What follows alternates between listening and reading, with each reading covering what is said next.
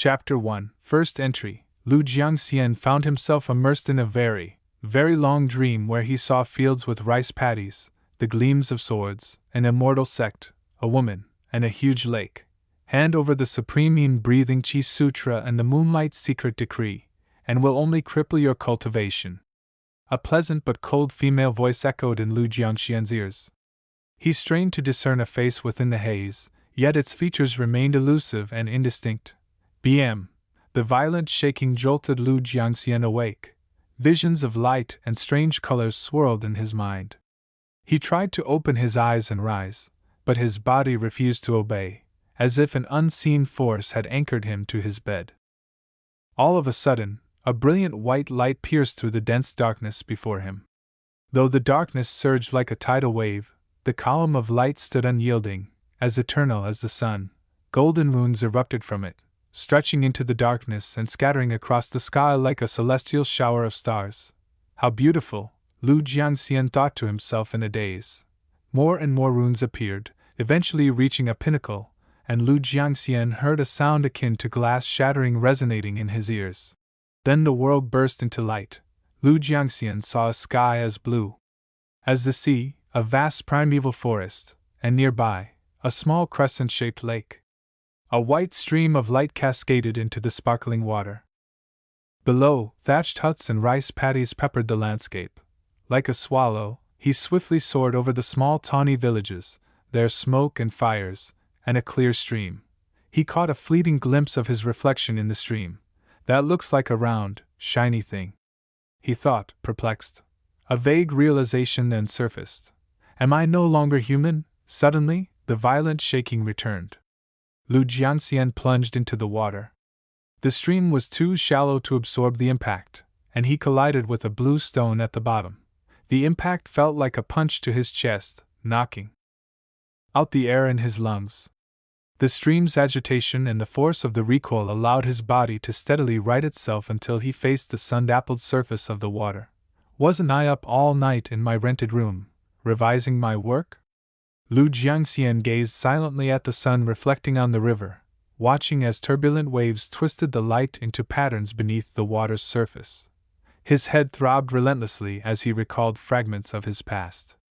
All he could remember was weakly collapsing onto the bed, with the smoke and glow of the neon lights in his rented room weaving around him. He also remembered opening a can of beer and sitting down at his dim computer desk, feeling his heart racing and his breathing becoming progressively labored as the world around him began spinning even more. Did I die?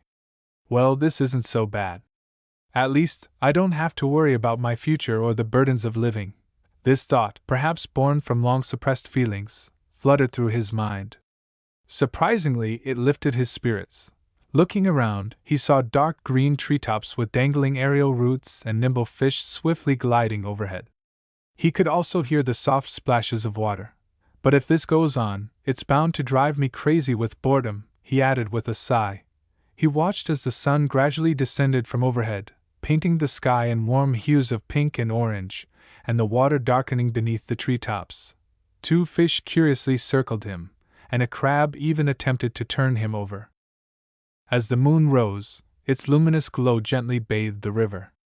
Lu Jiangxian felt a cool chi flow penetrate the water, bringing a subtle sense of comfort.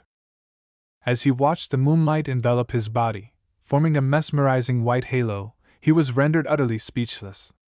This experience transformed his state of mind in an unexpected and profound way.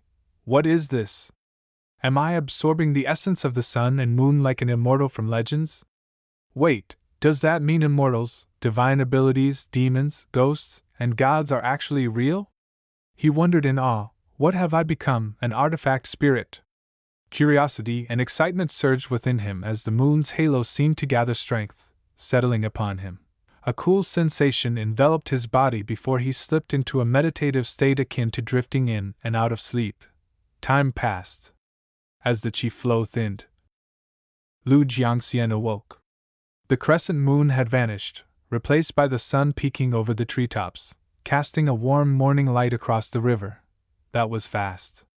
Lu Jiangxian could not help but feel a surge of joy. With focused attention, he sensed a stream of chi serenely flowing within his body, moving in circular motions around the edges. If he concentrated hard enough, he could catch a glimpse of a bluish-gray mirror lying peacefully at the bottom of the river, nestled among various colored stones. Fish swam nearby, feeding at the bottom, and a river crab busied itself with digging at the side. His vision was limited to about a meter around him. It was not particularly clear, but instead like the fuzzy and bulky television he watched in his childhood. "This is my current form, isn't it?" Lu Jiangxian smiled wryly. He then consciously stopped the flow of qi and gathered it at the center of the mirror, which emitted a faint glimmer. "It seems that it doesn't do anything other than glowing. I should absorb more moonlight, maybe that'll change something," he mused. "I don't know what this mirror is made of, and I have no idea what the outside world thinks about sentient artifacts. Best stay hidden, just in case I'm found by an immortal cultivator who can destroy me without a second thought." Chapter 2. Li Family. Li Mutian woke up in the early hours of the morning, his gaze fixed on the dilapidated roof of his house. A faint glimmer pierced through the darkness, a reminder of the small opening that had formed a few days ago. He did not have the time to repair it, which led to 3 nights of restless sleep. Beside him, his wife lay deeply asleep, prompting a deep sigh from Li Mutian. She might not be aware of what's going on, but these past few days have been wild. Those immortals around Mount Dali are going crazy, turning the place upside down as if they're on some kind of treasure hunt. Everyone's terrified. All they can do is kneel and bow their heads to the ground whenever those streaks of light pass by. Frowning, Li Mutian's mind was fraught with worries. At the foot of Mount Dali, their small village had always been tranquil. However, recent events had cast a shadow of fear over everyone. The mountain roads are narrow and secluded. The imperial court is too far away to be concerned, and we're usually fine with that. But a battle among immortals? Their immortal techniques could easily wipe out the entire Lijiang village without sparing even a single soul. Unable to sleep any longer, Li Mutian got up and peered out the window into the dark night. My boy's appetite grows day by day. They eat more with every meal. I'll catch some fish and crabs at Meiche River tomorrow. No one can escape their fate, even if it means being killed by an immortal. The Li family has worked hard on these barren lands for over 200 years. We can't just up and leave. With a shake of his head, Li Mutian turned and left his house with hands clasped behind his back. Outside the house, the brown dog was still sleeping. Li Mutian walked through the gentle morning mist, observing Lijiang village as it awoke, the sound of chickens, the barking of dogs, and the smoke rising from the houses. "Xiamping!" Li Mutian called out loudly toward the side house. He heard some noises inside before the door creaked open and a teenager burst out. "Father!" Li Xiamping, a decent-looking boy with mischievous eyes, tilted his head as he looked up at Li Mutian and asked, "What will we be doing today?" Li Mutian waved his hand and said, "We're going to Meiche River to fetch some river fish and crabs. There's not much work today. Let's bring some fresh flavors home for your mother." "Yes, father!"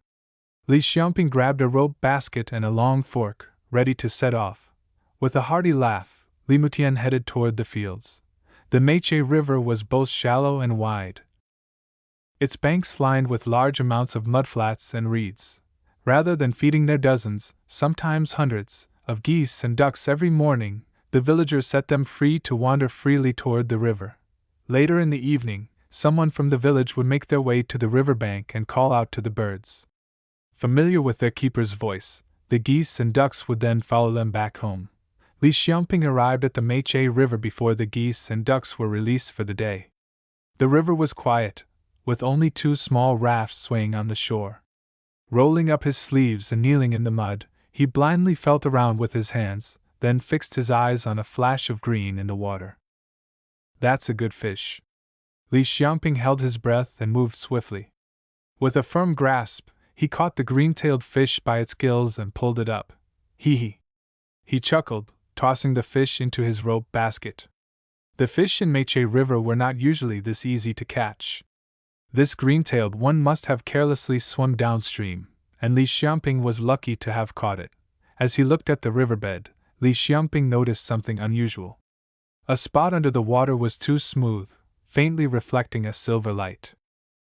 Lu Jiangxian had been submerged in water for nearly half a month. Starting from the third day, the moonlight's energy had stagnated, showing no signs of increase. Despite a week of effort, there was no growth.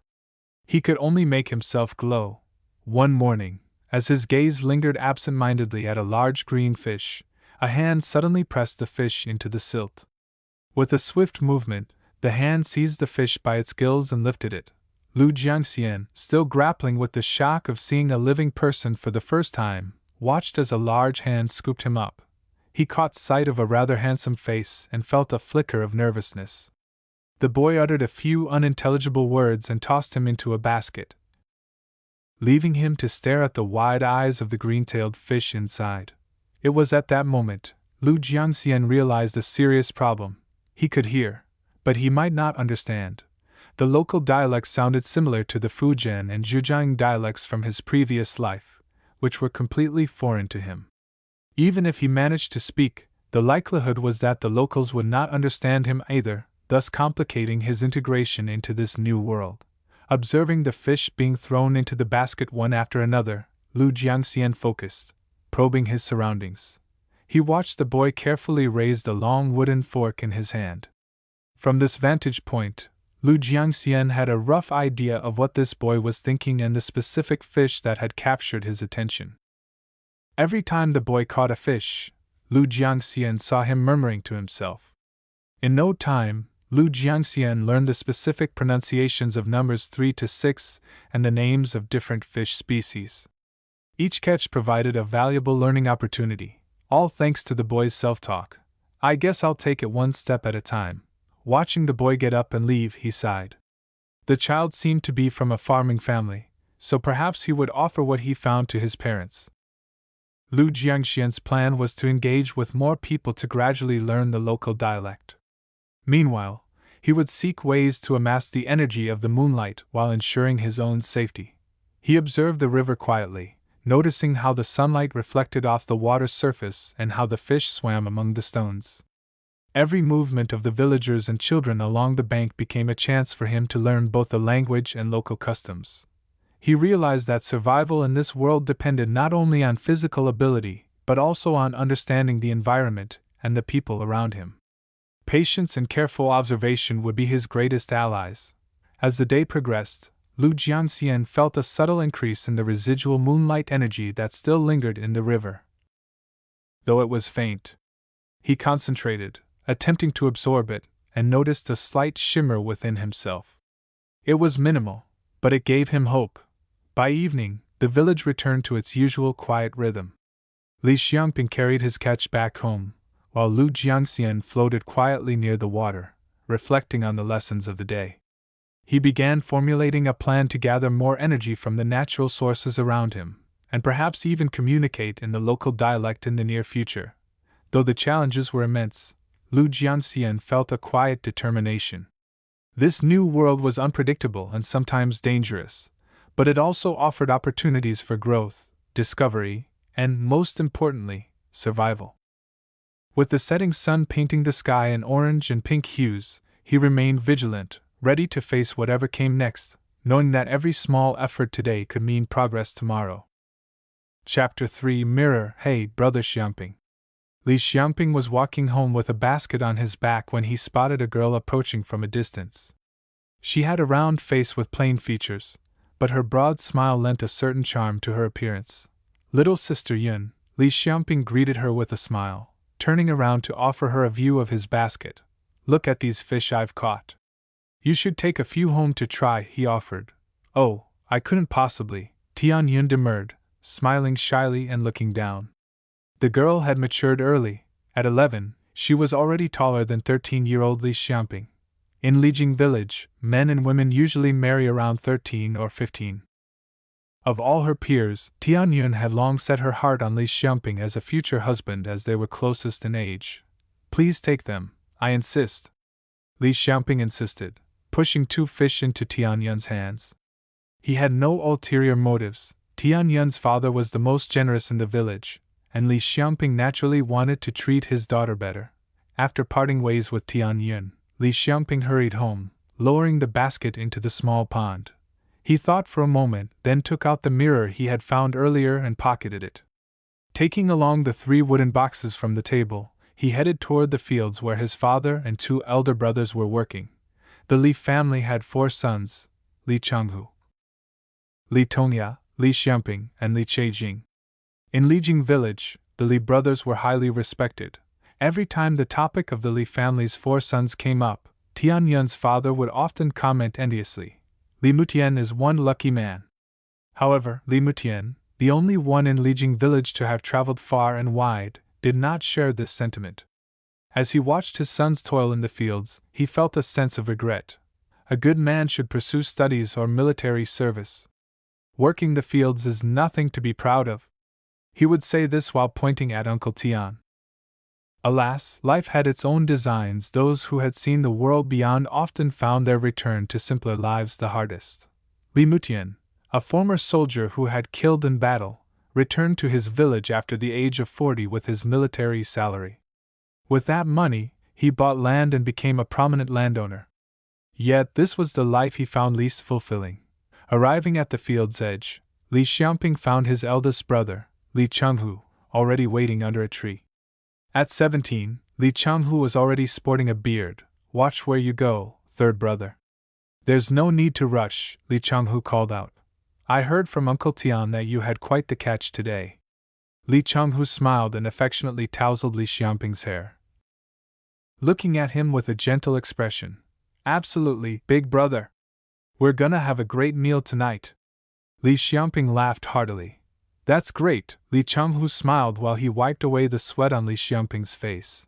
He then picked up a wooden box and shouted across the field, "Second brother." "Coming." The second brother, Li Tongya, hurried over with his hoe, sitting down and addressing Li Changhu respectfully as big brother before turning to Li Xiamping with a smile. "You guys go ahead and dig in, I'll head back now," Li Xiamping said. Famished from the morning's work, he promptly made his way home. Inside Li Xiamping's rope basket, Lu Jianxian sensed an inexplicable force drawing him closer. As they neared his house, the sensation intensified. Passing the large acacia tree at the village entrance, Lu Jianxian felt his chest tighten and his breathing quicken. The mirror in the basket trembled, emitting a faint red glow. "That must be a part of me, or at least something important to my existence," Lu Jianxian realized. "It's to the north, toward that large lake." The pull faded as Li Xiamping moved away from the village entrance, and Lu Jianxian mentally marked the direction. Staying close to Li Xiamping and observing life around the village, Lu Jianxian began to understand the local speech by combining his own mental perceptions with observations of their movements and tone. The village appeared ordinary, with no signs of martial arts experts or flying immortal cultivators. The people followed a simple routine: work at sunrise, rest at sunset. The tools they used and size of the fields they tended to were nothing out of the ordinary. This seems to be just an ordinary village. Even the largest house is only a 2-story building made of wood and mud. There's no way immortal cultivators would live in such modest homes, right? Lu Jianxian mused. Great powers usually bring about great productivity, but this village seems way too old-fashioned, he concluded. With some of this stuff figured out, he began formulating a plan, envisioning a framework for his future actions. Meanwhile, the Li residence bustled with activity. The mother and 2 youngest brothers were busy preparing dinner. Li Xiamping had come home with a full basket, and his youngest brother, Li Cheijing, had triumphantly brought back a horde of fat voles caught in a grain bag while he was out gathering mulberry leaves in the back mountain for raising silkworms. Their father, Li Mutian, patted them on the back and showered them with praise. At 14 and 15, the boys were growing rapidly, and the food on the table barely sufficed to fill their hungry stomachs.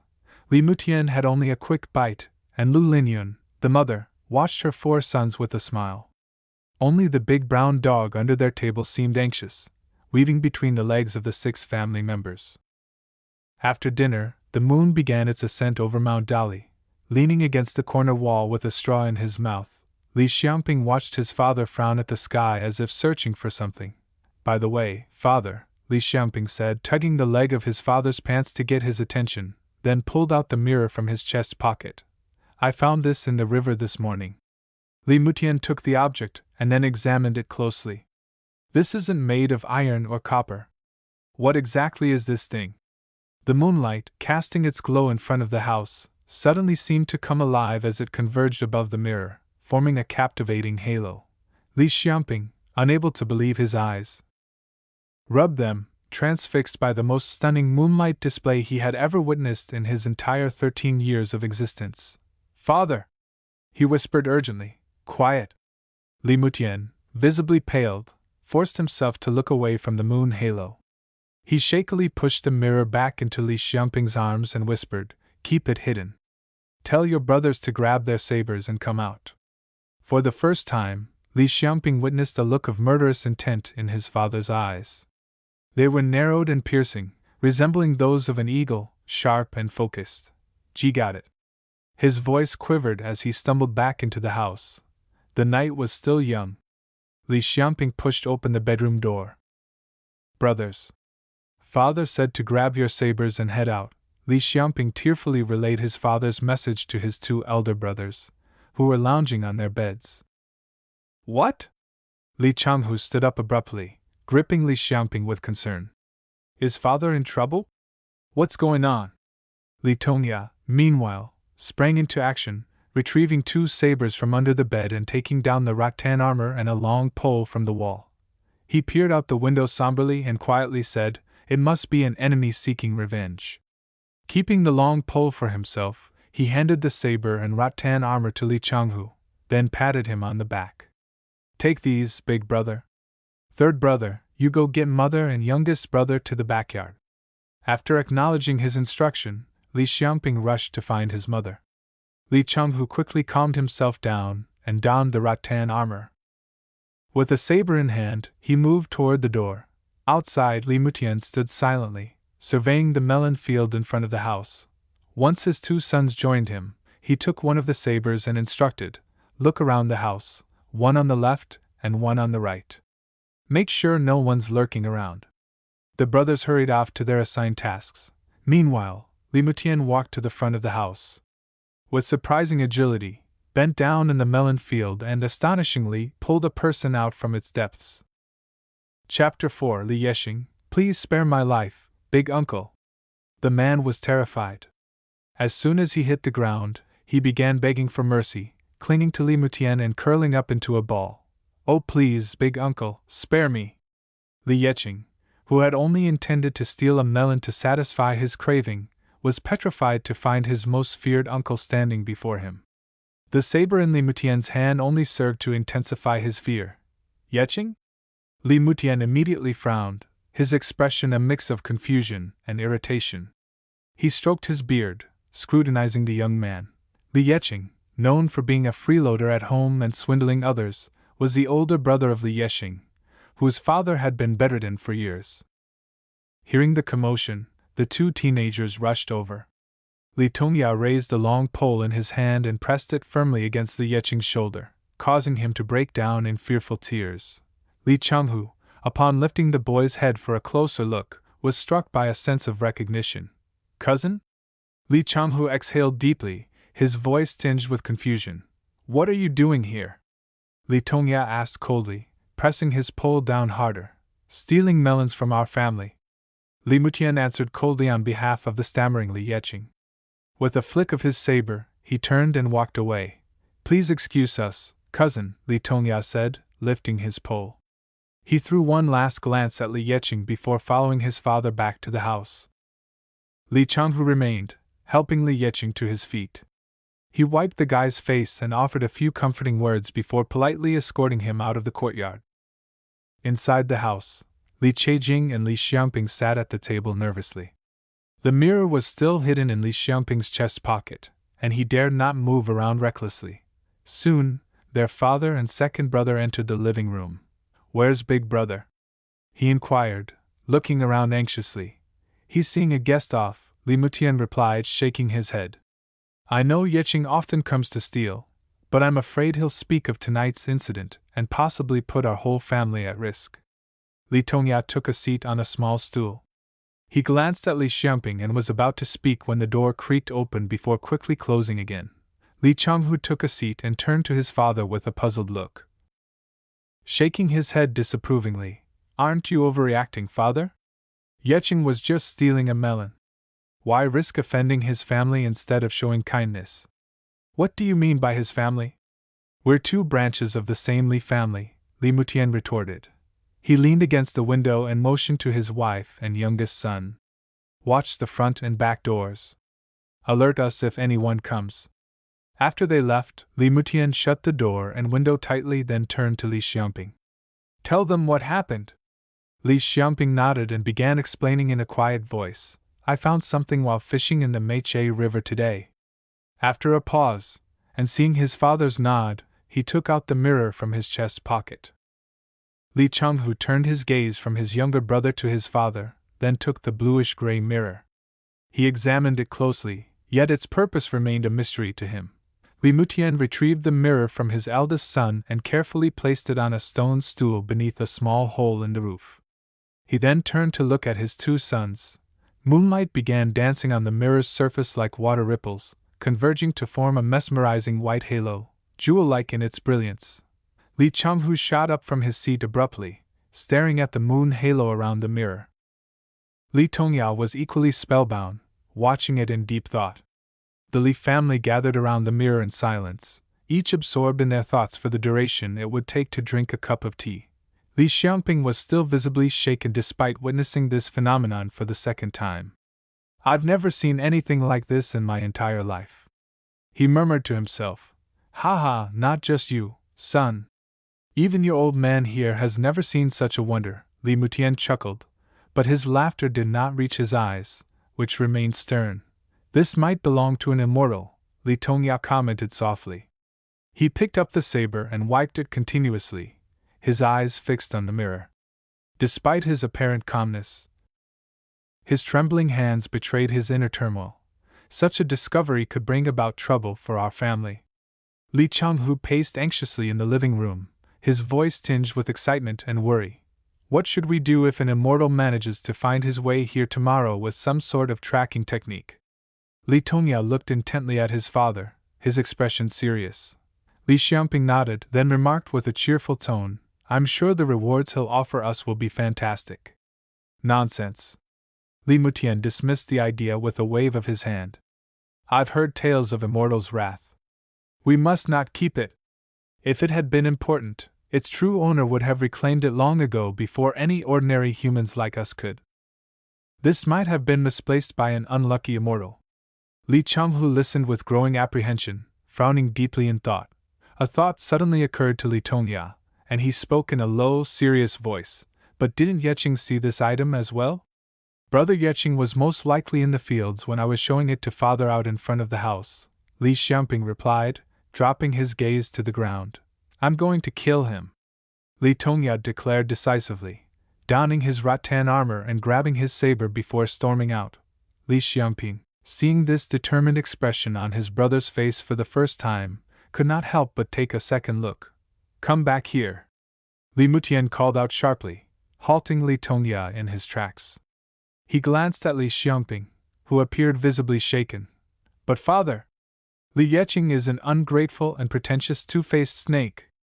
It's better to deal with him now rather than risk him carelessly revealing our secret and bringing ruin to the Li family," Li Tongyao argued with a sense of urgency. "It seems like second brother has learned some big words from the scholar in our village," Li Xiaoping thought to himself while listening silently.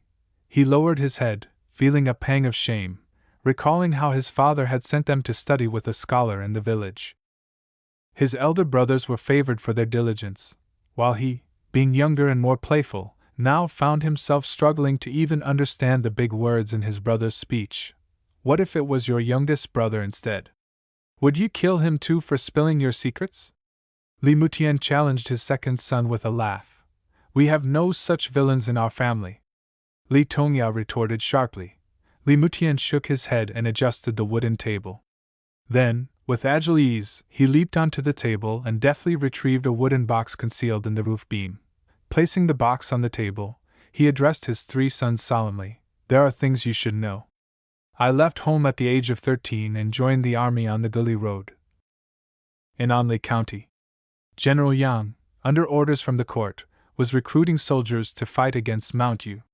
With nowhere else to go, I became a soldier. General Yang was a strict but fair leader. He treated us like family, sharing our hardships. He taught us the battle tactics of the Yu soldiers, emphasizing the importance of martial arts. This method is widespread and easy to learn, but difficult to master. Without proper training, it's just physical exercise, nothing extraordinary. Li Mutian paused and let out a sigh. Seeing his sons listening intently, he continued, I documented his teachings on a wooden tablet when I returned home. I've instructed you in these practices before, but I've yet to see any remarkable progress. That's the first item in this box. He opened the wooden box, revealing its contents: a wooden slip, a talisman, several pieces of broken silver glaze, and other miscellaneous items. Chapter 5: Rarity of an Immortal Destiny. During the battles against Mount Yu, their shamans often used miasma, plagues, snakes, and insects as attack. The army issued these talismans as protection against such witchcraft. This particular talisman had saved my life, but now its power has faded, and it's no more than a scrap of paper. That's the second item. People of Mount Yu are skilled in using animal bones, feathers, and glaze. I scavenged these valuable items from those I defeated in battle. These are the third. Tomorrow, I'll present this piece of glaze to your uncle, claiming it's something Xiamping found in the river. Whether Yecheng saw it or not, we'll insist that it's just a piece of broken glaze that happens to shimmer in the moonlight. Li Mutian, holding a fragment of glaze, carefully packed the item and whispered his plan to Li Tongya. Father has a good eye for things. Li Changhu nodded in agreement. Our second uncle is a reasonable man. I'm sure he won't fuss over such a small matter just to keep the peace. It's just unfortunate that Yecheng is a piece of trash, Li Tongya commented softly, glancing at his father. Li Mutian placed the mirror on the wooden table, shaking his head slightly. Now, the value of this treasure depends on how we use it. It might turn out to be useless if we don't use it right. Lu Jiangxian, listening from within the mirror, began formulating his own plan. Trapped in the mirror, he pondered how to protect himself and find a way out. He realized he might need to rely on the resources and help of the people in this village to navigate the long path of immortality unless he could escape from the mirror. The Li family, though of humble peasant origins with shallow roots, had remarkable members. Li Mutian, the father, was courageous and perceptive. Li Changhu, the eldest, was mature and magnanimous. The second son, Li Tongya, was brave, keen, and decisively bold. Li Xiamping and Li Cheijing were also quick-witted and agile. Together, they formed an impressive and formidable family unit. What's more, Lu Jiangxian was helpless, lacking both hands and feet, unable to walk or run. How could he even think of escaping or hope to be in the possession of someone else? Was he doomed to be discarded like trash in the river, imprisoned in silence for 100 years? Whatever the case, I must at least take a look east, even if it's from a distance, Lu Jiangxian thought, channeling the qi within his body toward the mirror's upper left corner. Inside the house, the Li brothers fiddled with the mirror, cautious not to damage it and lose their chance at an immortal destiny. The moonlight felt cool and soothing upon touch, but the moon halo remained unaffected by their efforts to influence it, whether by blowing on it or attempting to manipulate the surrounding airflow. It was only when Li Xiangping picked up the mirror and gently caressed its reflective surface that something changed. Lu Jiangxian's efforts catalyzed a reaction, and the upper left corner of the mirror suddenly illuminated, startling Li Xiangping so much that he trembled and yelped, unsure whether to hold on to it or set it down. Li Tongya leaned in for a closer look. The mirror's upper left corner glowed with a bright white arc, thin on the sides and thicker in the center, a sight that gradually faded after the space of a few breaths. It lit up, brother! Li Xiangping exclaimed in a hushed, excited voice. Li Tongya took the mirror, mimicking Li Xiangping's actions. Indeed, a white light illuminated the mirror. He then passed it to his father, gesturing for him to try. Both Li Mutian and Li Changhu stroked the mirror, expressing their admiration for the phenomenon. However, Li Tongya, after a soft exclamation of surprise, took the mirror from his elder brother and stroked it while turning away from the others. Father, regardless of where it's stroked, the illuminated area always points north. It's just like. Li Tongya paused, pondering as he held the mirror. A compass. Li Mutian nodded in agreement. Inside the mirror, Lu Jiangxian was cheering internally, impressed by Li Tongya's quick thinking. Let's head to the village entrance first. Li Mutian stroked his beard thoughtfully after saying that, then turned back into the room to address his children. Grab a chunk of cured meat. We're going to visit the scholar first instead. Li Yeqing, with tears still in his eyes, stomped into his front yard, cursing under his breath and kicking at the stones on the path. Why are they acting as if a few melons are some great prizes when they've got a real treasure on hand? Raising sabers in the middle of the night, those idiots must be hiding something. He muttered, sitting down on a stone, his mind racing with thoughts. Li Mutian spent 20 years wandering around. He must have collected some valuable things. There's no way he doesn't have treasure hidden around somewhere, he mused. But those stubborn fools are so tight-fisted, I couldn't coax even a speck of mud from their hands. The old man is just as obstinate, always keeping his secrets closely guarded. If only Li Mutian was out of the picture, we'd get a share of whatever treasures he's hiding. Li Yeqing glanced toward the courtyard door as his younger brother, Li Yexing, timidly entered. His glare intensified, and he barked at the boy, "Get over here, you brat!" He grabbed his brother's collar and flung him toward the front of the house. Li Yexing tumbled to the ground, curling up in fear. "I know you're chummy with that runt Li Xiamping. Tomorrow, you're going to sneak into their house and steal a couple of their melons," he snarled viciously. Li Mutian, accompanied by his 3 sons, walked from the end of the village to the entrance, receiving smiles and greetings from villagers resting at their thresholds. "Uncle Mutian, where are you off to?" "Just delivering something to the scholar," Li Mutian replied cheerfully, hoisting up the cured meat in his hand. At the village entrance, he scanned the surroundings, then patted Li Tongya and Li Xiamping on the shoulders and whispered, "Go ahead." The two nodded in understanding and quickly vanished into the dense reeds with a swift turn. Li Mutian gazed into the distance with a look of concern. Li Changhu, sensing his father's unease, offered a reminder. "We should have told them earlier to keep their distance if they encountered anything unusual. It's better to be safe than sorry." "I'm sure Tongya knows what he's doing," Li Mutian reassured, squinting as a myriad of thoughts flitted through his mind like fleeting shadows. He was acutely aware of the risk posed to his sons tonight, the possibility of losing them, leaving Li Changhu as the sole heir. However, their safe return could elevate the Li family to new heights. Clenching his fists, he grappled with the weight of his decision. For 200 years. The Li family had toiled on this land for 200 years. Now, faced with a potentially life-changing opportunity, Li Mutian had made a rational decision that aligned with the best interests of his family, although it was an emotionally excruciating one. The courtyard door suddenly opened, interrupting his thoughts. Han Wenxu stood there, a small bowl in hand, looking perplexed. "Brotherly Master Han," Li Mutian greeted, his face breaking into a broad smile as he stepped forward and placed the cured meat on a wooden table. "How generous of you," Han Wenxu said with a smile and a nod. He sliced off a piece of the meat, finally chopping it onto a dish, and served some pickled vegetables alongside it. The two then pulled out a small table made of eucalyptus wood, poured 2 cups of rice wine, and sat by the door to chat. Chapter 6, Jade.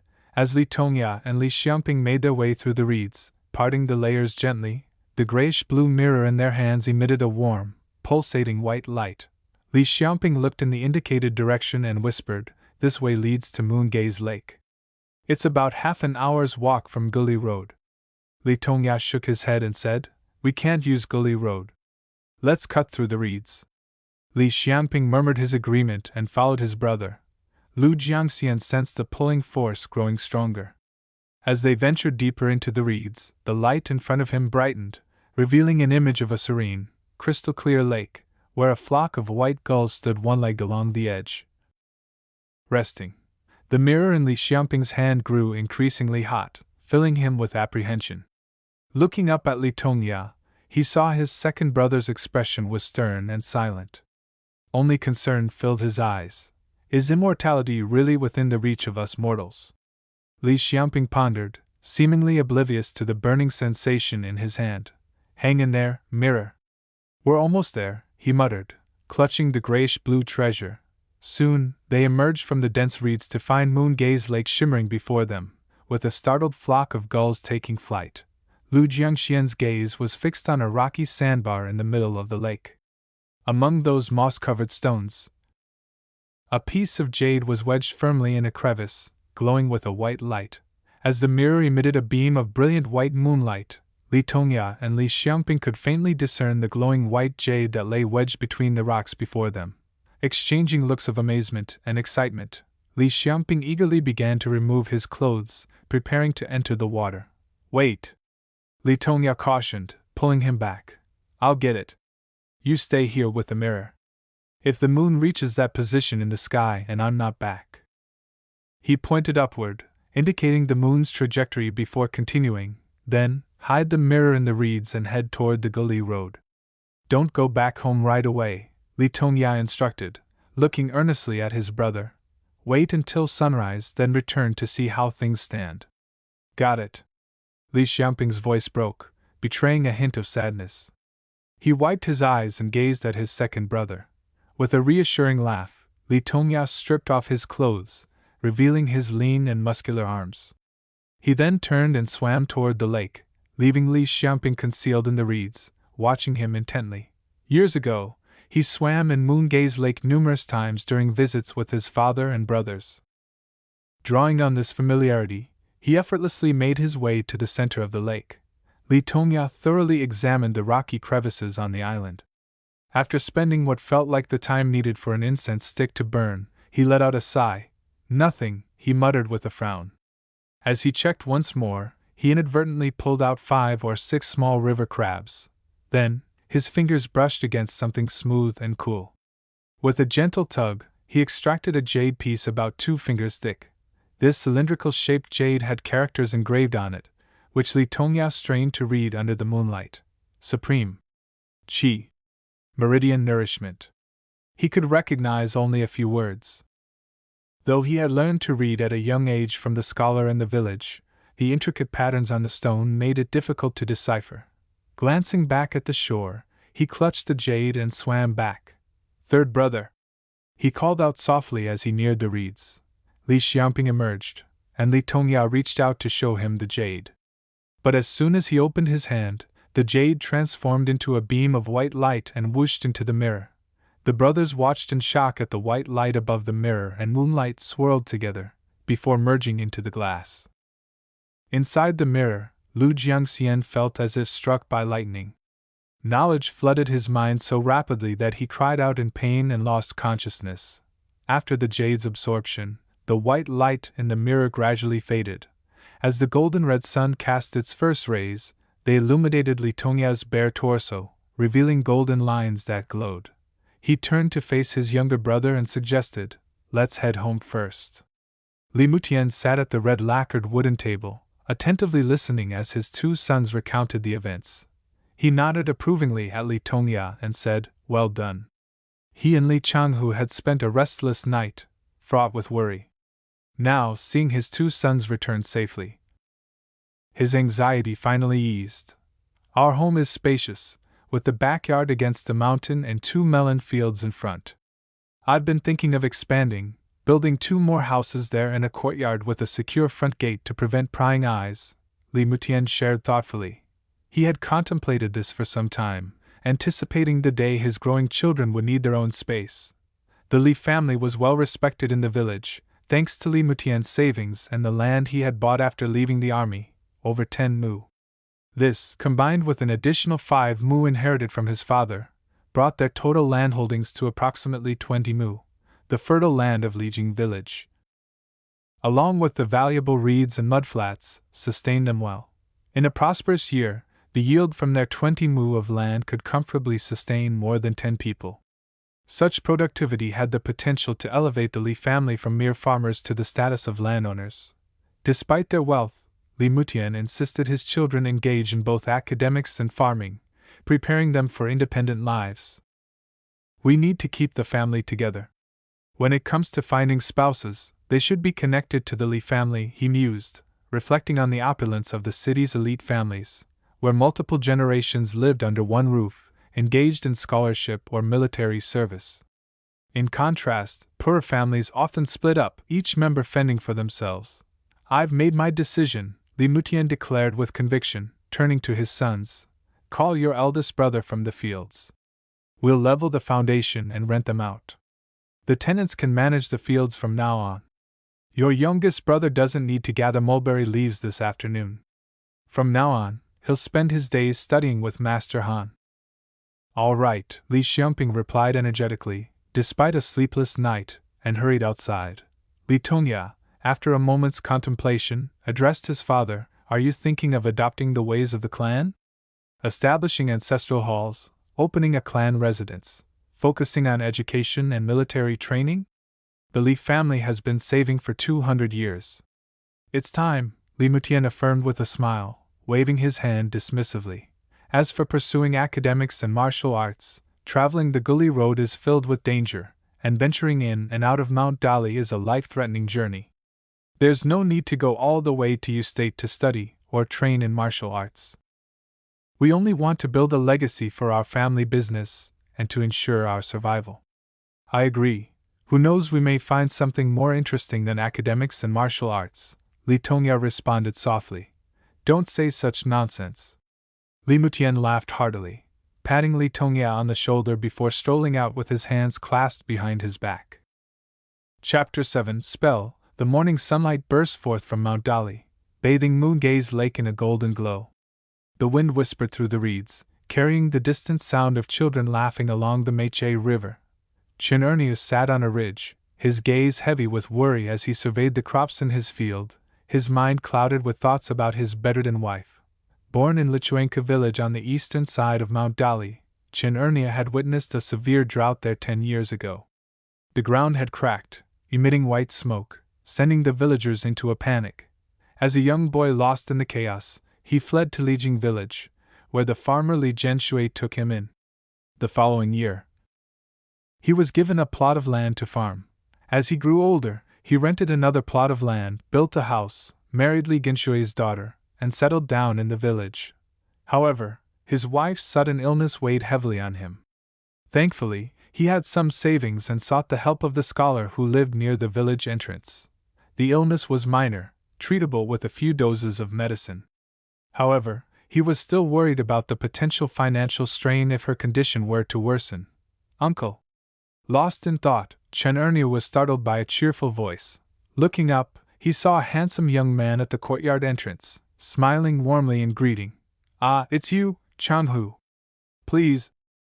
I hardly deserve such respect, Chen Ernia replied modestly, bending over slightly.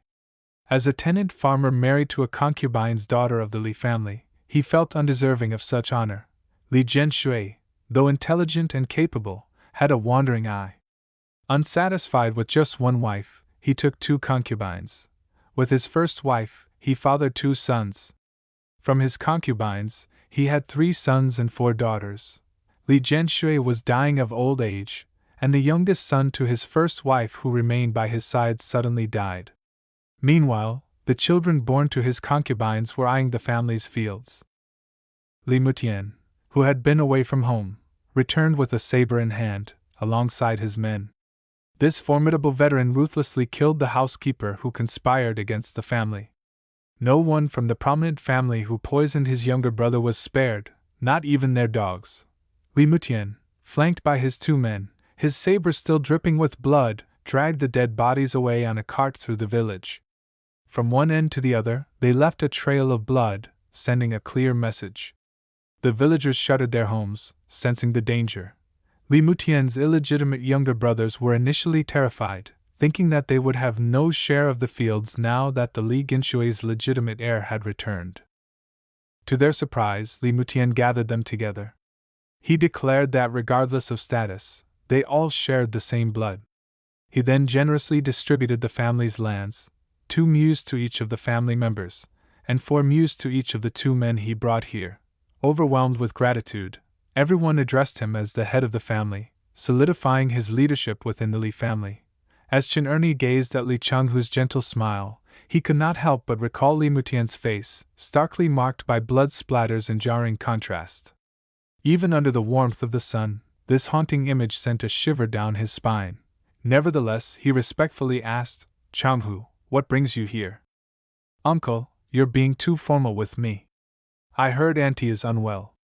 My father figured you might be too busy to cook, so he sent me to invite you and little Zay over for a home-cooked meal prepared by my mother," Li Changhu replied with a smile. "Oh, I can't possibly impose," Chen Ernie replied with an embarrassed smile, looking clearly torn. "It's settled then." "Mother has already prepared everything," Li Changhu insisted, patting Chen Ernie's shoulder before taking his leave. "All right," Chen Ernie agreed, shaking his head in amusement. He called into the house, "Little Zay, get changed. We're going to your uncle's house for dinner tonight." The Li family had renovated their mansion 2 years prior, expanding it significantly. The estate stretched from north to south in a rectangular shape.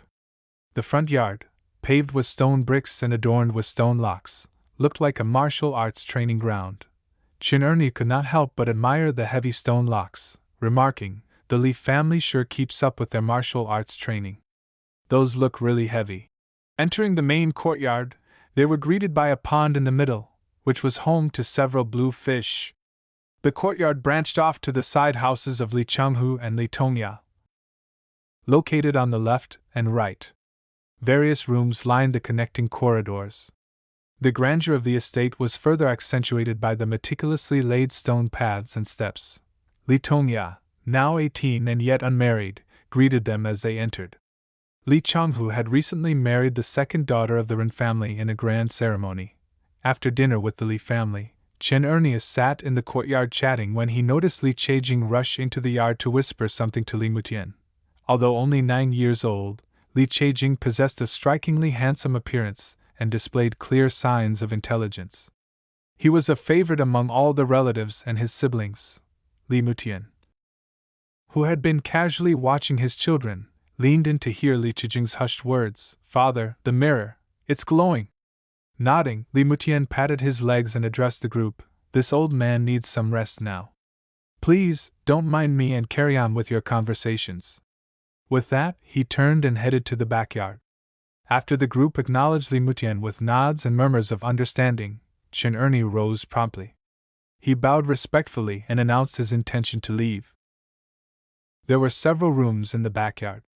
Li Mutian entered the central ancestral hall, the most spacious of them all. In there, offerings of fruits and melons were presented to their 6 generations of ancestors, whose histories were traced through the village records. Pushing on one of the walls, he revealed a hidden room behind the hall. The roof window above was open, allowing moonlight to bathe the blue stone platform below. Resting upon it, a grayish-blue bronze mirror emitted a bright, watery white light. "It's been 3 years. Jinger, go get your brothers over here," Li Mutian said, staring at the mirror with a furrowed brow. Right away, Li Chejing responded energetically before hurrying off to find his siblings. Upon waking, Lu Jiangxian's mind overflowed with newfound knowledge. He paused, taking as long as an incense stick would take to burn, to compose his thoughts. Then, he began to carefully explore the wealth of information contained within the jade. The Supreme Yin Breathing Meridian Nourishment Sutra, the doctrine focused on manipulating the spiritual qi of heaven and earth through the human body's orifices. It involves stirring up the Supreme Yin energy of the moonlight, ultimately cultivating it into the 6 chakras of embryonic breathing. Mastery of these chakras could prolong life, nurture one's spirit, and enable the casting of various spells. Once the 6 chakras were fully developed, akin to a full moon, one could progress to the qi cultivation realm. Additionally, the scripture outlined several minor spells, such as the golden light, purify, water avoidance, exorcism, and the mind net. These could be practiced once the 6 chakras were cultivated, harnessing the spiritual qi in accordance with the scripture's teachings. Furthermore, the scripture delineated the 6 realms of immortal cultivation: embryonic breathing, qi cultivation, foundation establishment, purple mansion, golden core, and nascent soul. The jade recorded the embryonic breathing meridian nourishment technique from Moonlight Origin Mansion of U State and distributed to disciples from the Moonlight Immortal Mansion at the embryonic breathing realm. After absorbing the jade's knowledge, Lu Jiangxian experienced a profound transformation. His divine sense expanded to 66 meters, and the capacity of his moonlight energy increased exponentially. With sufficient moonlight energy, he could perform the various minor spells recorded in the Supreme Yin Breathing Meridian Nourishment Sutra, anywhere within 3 meters of the mirror. Most importantly, a specific spell from the mirror's memory emerged prominently in his mind. The Profound Pearl Sacrificial Spirit. Chapter 8. Reception Method. The Profound Pearl Sacrificial Spirit spell was much more extensive than the Supreme Yin Breathing Meridian Nourishment Sutra.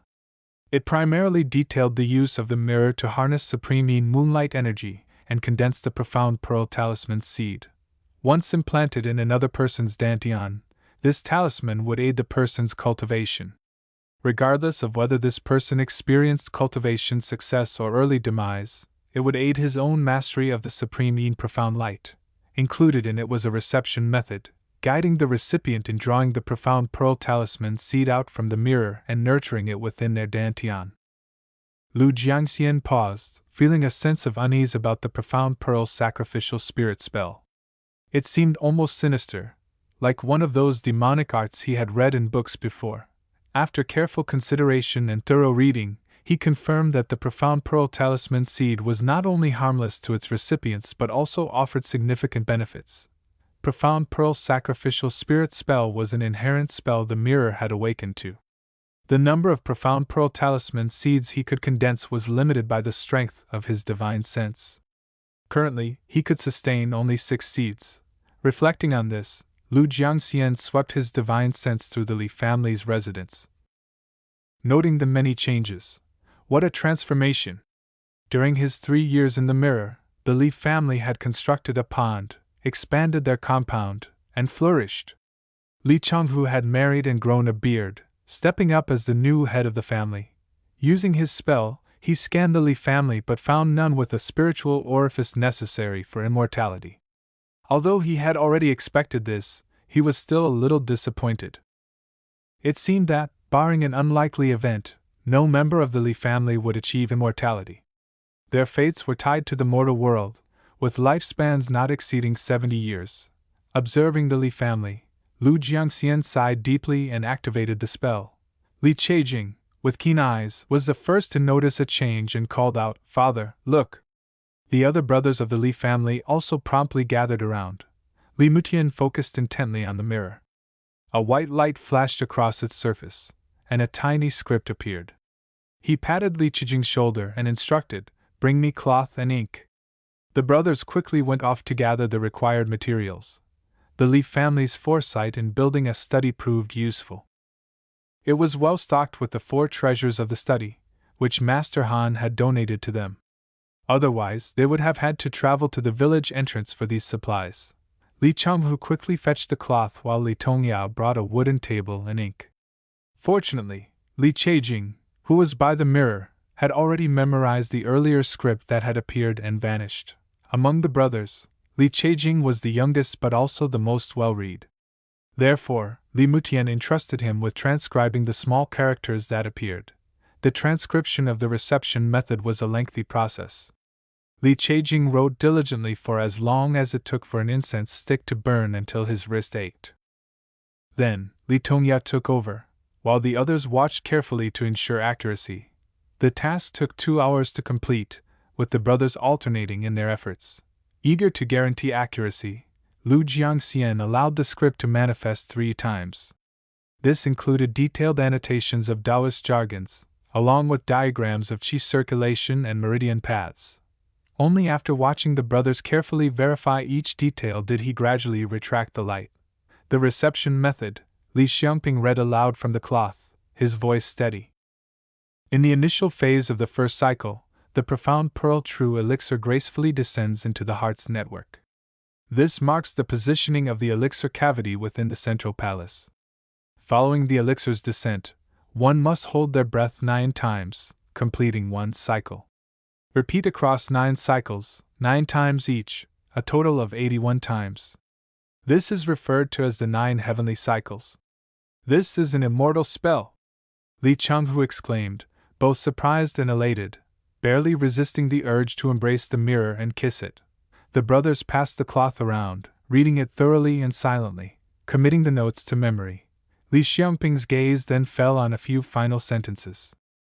To complete the reception, choose days such as Jiazi year, Gingxing year, the year of your birth sign, the 3 Yuan festivals, the 8th solar terms, or the first and last day of the lunar months. These are auspicious times when Yang dispels Yin. Perform the ritual under the moon's glow, burn incense, and take a purifying bath. Bow deeply to invoke, saying, as a disciple from a certain family, I respectfully request the profound light. I dedicate myself to pursuing the Tao and my destiny rests in your hands. When the time comes, I will remain true to my oath. With this talisman burned, I express my gratitude to Supreme Yin. After this, swallow air thrice. When the time comes, I will not fail to uphold my promise. With this talisman burned, I express my gratitude to Supreme Yin, he repeated softly to himself. Li Mutian watched the young man intently, then gently stroked his head and spoke calmly, obey your fate and dedicate yourself to the Tao path. In the early morning, slender wisps of smoke rose from the village rooftops, mingling with the mist in the air. Uncle Li, you seem to be in a good mood today. What's the occasion? People working in the field greeted Li Mutian with a smile as they saw him walking past the field. Looking down, Li Mutian recognized his nephew Yi Qingfu. The boy's innocent, honest appearance matched his pleasant manner of speaking, just happy to see the green shoots thriving in the field. Li Mutian responded with a laugh. Lijing village was dominated by 4 major families, Yi, Tian, Li, and Lu. The Yi family, making up over 30% of the village's population, was the largest. United, they were a force to be reckoned with. Oh, they were blessed by Brother Changhu's good fortune. Yi Qingfu respectfully replied, leaning on his hoe. You really have a way with words, young man. Li Mutian knew the comment referred to Li Changhu's recent wedding. The bride from the Ren family was both charming and well-mannered. A perfect match for Li Changhu. Li Mutian was thinking of letting his daughter-in-law in on the secret after she gave birth to an heir. After all, keeping too much under wraps might raise suspicions since they were living under the same roof. Besides, he knew his daughter-in-law could keep secrets. Tongya is reluctant to marry, and Xiangping is of age too, Li Mutian mused, stroking his beard. Tian Yun, the daughter of my good friend, would be a good match for Xiangping, considering their similar ages. I'll ask Xiangping about it when I get back. Perhaps it won't be too long before I'm bringing a proposal with a swan goose over to them, he thought with a smile. In the courtyard, Li Tongya and his brothers were diligently studying the reception method. Li Changhu, having spent the morning patrolling in the fields, hurried back to join them. Li Mutian, feeling the weight of his years, preferred to leave the immortal spell to the younger generation and focus on worldly matters instead. After all, someone had to oversee the fields. Besides, it was wise to keep an eye out for any unscrupulous individuals who might attempt to sneak a peek into their household. Li Mutian was in a good mood today. He sat on the ridge, engaging in a leisurely chat with the village elders. Meanwhile, in the Li residence, Lu Jiangxian focused his divine sense on the 3 individuals, Li Tongya and 2 others, who were sitting cross-legged with their eyes closed. Faint white halos at the tops of their heads became visible. Li Qijing's halo was the most prominent, extending about 8 cun and shining brightly. Li Tongya and Li Xiangping's halos measured 6 cun and 5 cun respectively, while Li Changhu's was only 3 cun. The size of these halos, appearing upon first practicing the reception method, indicated the level of compatibility between the individual and the profound pearl talisman seed. A halo of 1 chi signified a match as perfect as someone born with a spiritual orifice. Li Qijing's 8 cun halo suggested he could achieve up to 80% of the cultivation speed of a person with a natural spiritual orifice. In contrast, Li Changhu's 3 cun halo meant his cultivation speed was limited to just 30% of that potential. Essentially, Li Changhu's rate of cultivation was significantly slower. He might devote an entire day to cultivation, yet attain less progress than those who dedicated merely 8 hours to their training. Chapter 9. White Pill. Under the moonlit willow, Li Chejing abruptly opened his eyes, turning to Li Mutian who sat beside him. The old man was reading the reception technique recorded on a cloth while sipping on a cup of tea. Father, I've spent the past 2 months memorizing the technique. Today is the first day of summer, and one of the 8 solar terms. I think I'm ready to give it a try, Li Chejing said. Go ahead, then, Li Mutian encouraged, his voice calm and steady. Li Chejing was elated, and his 3 brothers buzzed with anticipation. They assisted in burning incense and preparing for the bath, setting up a table made of eucalyptus wood in the courtyard. Li Mutian carefully brought out the mirror. Placing it upon a hornless dragon mirror frame he had recently crafted with his own hands. Before it, 9 incense sticks, as well as fruits and melons, were placed on the table. Lu Jiangxian watched with a tinge of embarrassment, noting that the arrangement of incense and fruit resembled a ritual for the deceased. Before the table, Li Chejing kneeled and pressed his forehead to the ground 9 times. With his head bowed, he solemnly stated, as a disciple of the Li family, I, Li Chejing, respectfully request the profound light.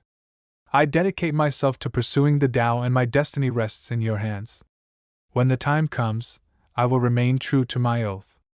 With this talisman burned, I express my gratitude to Supreme Yin.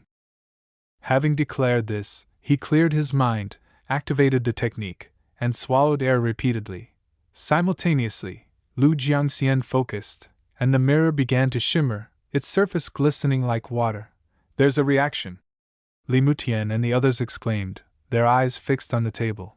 The grayish-blue mirror vibrated, and a white pill of light emerged, radiating so brightly that the onlookers struggled to keep their eyes open.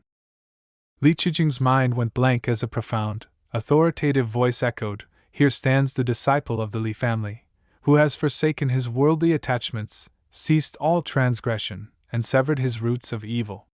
To him, I bestow the profound light, initiating his journey in the path of Tao, transforming him from a mere mortal to a saint. He will begin with discipline and ultimately ascend to truth. I grant him a scroll of the Supreme Yin Breathing Meridian Nourishment Sutra, along with the Golden Light Art. Li Chejing quickly rose and sat cross-legged. The white pill of light dove into his Naiwen palace. His body quivered as he was inundated with complex information, activated by the technique. The white pill rotated gently within the Naiwen palace, coursing through the meridians, and finally settling at the Qihai acupoint in the lower Dantian. Li Mutian and the others anxiously watched as the profound pearl talisman seed sunk into the top of Li Chejing's head. They observed with bated breath as Li Chejing, kneeling with his eyes closed and mind focused, remained in this position until dawn. As the night faded and the golden sun rose, Li Chejing finally stirred and slowly awakened. Opening his eyes, he found himself surrounded by his brothers, all wearing expressions of anxious anticipation. Father, brothers! I have received the profound pearl talisman seed and stepped into the realm of immortal cultivation, Li Chejing exclaimed, leaping up to embrace his father excitedly. Li Mutian joyfully returned the embrace, spinning his son around in delight. Li Tongya and the others heaved sighs of relief, their faces alight with excitement. I've also acquired a technique known as the Supreme Yin Breathing Meridian Nourishment Sutra, Li Chejing announced. As he attempted to recite its outline, the white pill in his Qihai acupoint quivered, and he suddenly found himself speechless, unable to utter a word. Startled, Li Chejing covered his mouth in shock. Father! When he tried speaking again, he was relieved to find his voice had returned. Yet when he attempted to read out the technique's outline, he discovered he could not articulate it. This immortal technique can't be spoken or written. It's really strange, Li Chejing said, his face reflecting his nervousness.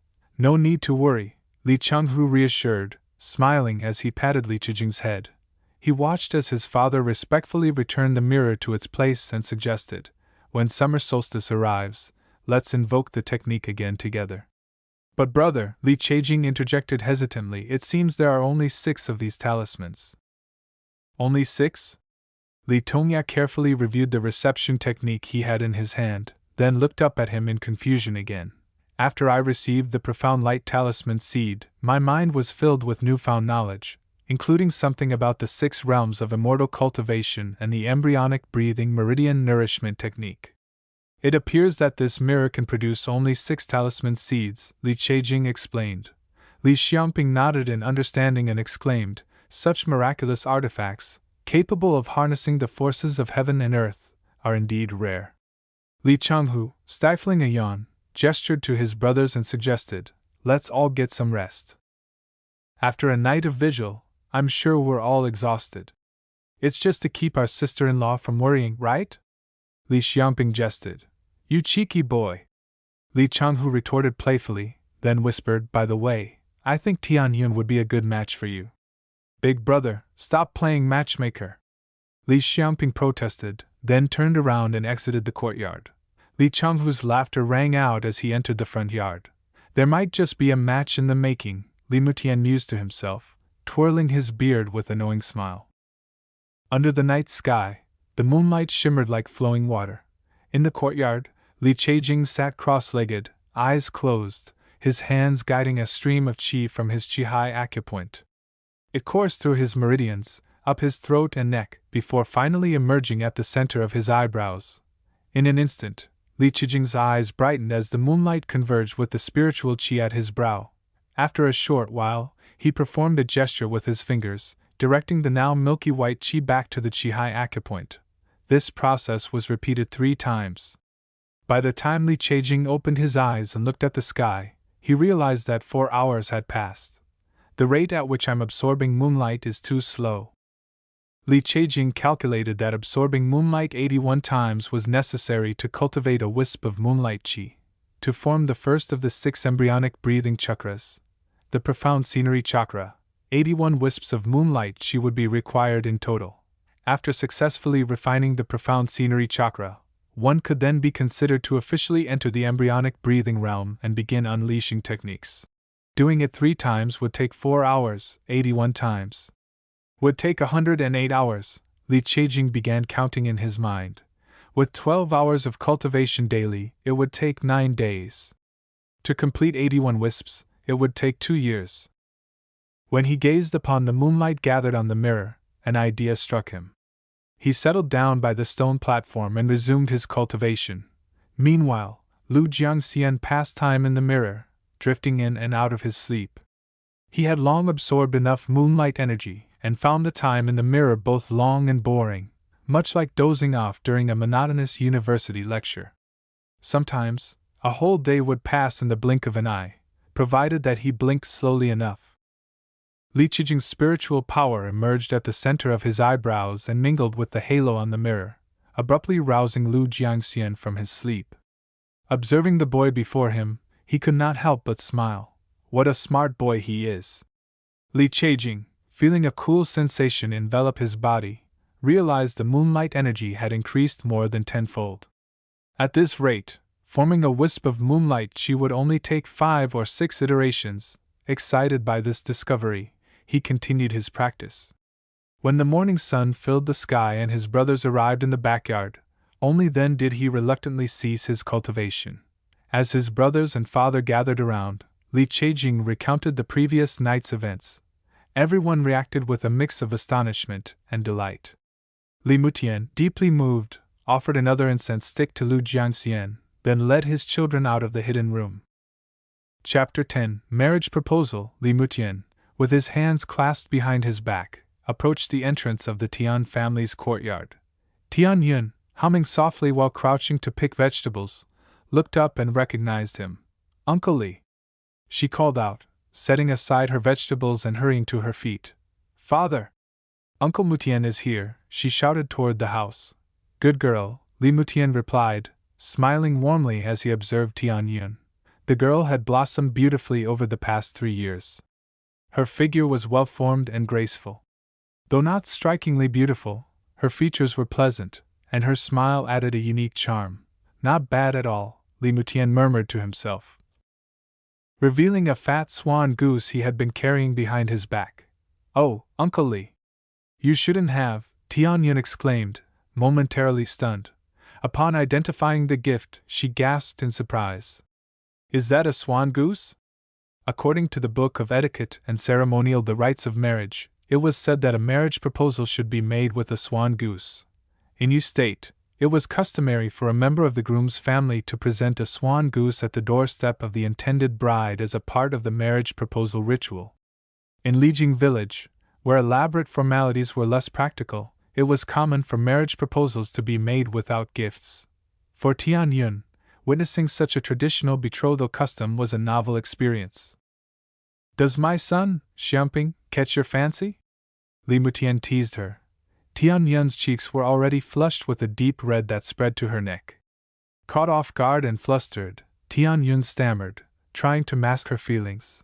Yet, fearing that Li Mutian might take her hesitation seriously, she finally let out a shy but earnest yes. Just then, Tian Shoshui emerged from the house. His relief was evident upon hearing his daughter's response. He had long suspected his daughter's affection for Li Xiamping. Yet, the boy was always so reserved and had never made his feelings known.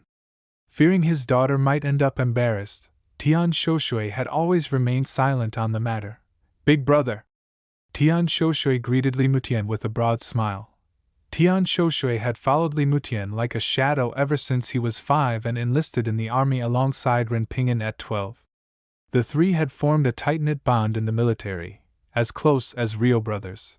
After returning to the village, Li Mutian exacted justice on the influential Yuan family, and then quit his former lifestyle to embrace farming. He took special care of Tian Shoshui, allocating fields to him, and even arranging his marriage. For Tian Shoshui, the Li family was like his own family. He had even raised Li Changhu with his own hands, treating him like his own son. He had no qualms about marrying his daughter into the Li family. Unaware of the thoughts running through her father's mind, Tian Yun retreated hastily as soon as she saw her father coming out, prompting a burst of laughter from Li Mutian. Big brother, there's something else I would like to discuss with you aside from the marriage proposal, Tian Shoshui said, his expression turning serious. What is it about? Li Mutian inquired with a hint of concern in his voice. A few days ago, I heard some noises while passing by the Yuan family's ancestral tomb up in the mountains. But when I went back to check, there was nothing, Tian Shoshui said. Are there still any members left in the Yuan family? Li Mutian knitted his eyebrows together, his tone grave. Maybe some relatives are secretly paying homage? Tian Shoshui suggested anxiously as if trying to reassure himself. That could be possible. Li Mutian nodded in agreement, looking slightly more relaxed. I did ensure that the 5 members of the Yuan family were dealt with back then. I shouldn't have brought up such a heavy topic on such a joyful day. Tian Shoshui slapped his own mouth as he chastised himself, eliciting a soft chuckle from Li Mutian. Leaving the Tian family's courtyard, Li Mutian strolled along the dirt path, his face serene yet contemplative as he gazed toward Mount Dali. After settling the marriage proposal, Li Mutian returned to the courtyard, pretending as if nothing had happened. Passing through the front yard, he saw 3 of his sons engaged in a lively chat around the wooden table. The youngest son, Li Cheijing, was absorbed in his cultivation inside the house. Despite the slow progress due to the faint moonlight, he dedicated himself to practice day and night. Not wasting even a moment, in the courtyard, Li Xiamping was poring over the reception method. The cloth was already creased and the ink was smudged from constant handling.